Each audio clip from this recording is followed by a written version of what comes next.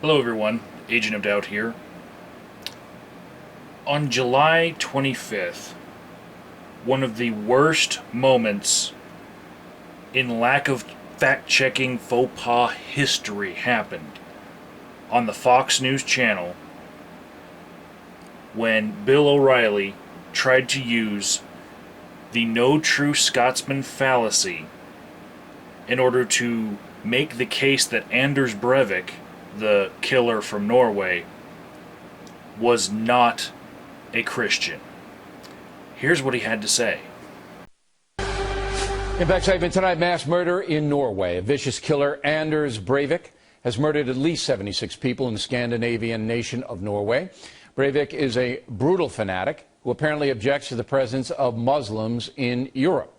Last Friday, he bombed buildings in Oslo and then took an automatic weapon to an island a few miles away, gunning down 68 people. Norwegian authorities couldn't get to the island because they didn't have a helicopter, if you can believe it. Now, on Sunday, the New York Times headlined, "As horrors emerged, Norway charges Christian extremist." A number of other news organizations like the LA Times and Reuters also played up the Christian angle. But Breivik is not a Christian. That's impossible. No one believing in Jesus commits mass murder. The man might have called himself a Christian on the net, but he is certainly not of that faith. Christians are incapable of being murderous? I wonder why they have that commandment about thou shalt not kill, which actually is thou shalt not murder.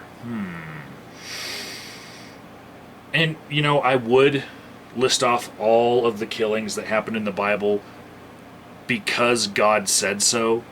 And that would be over 1 million people dead. But I'm afraid that O'Reilly supporters might actually say that that was in the Old Testament and that was just a bunch of Jews.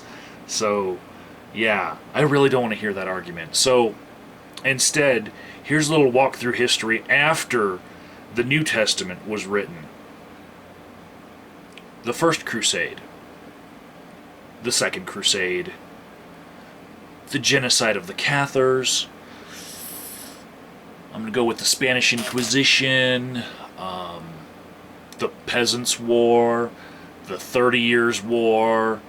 Yeah, those Irish Catholics and Irish Protestants that are bombing each other.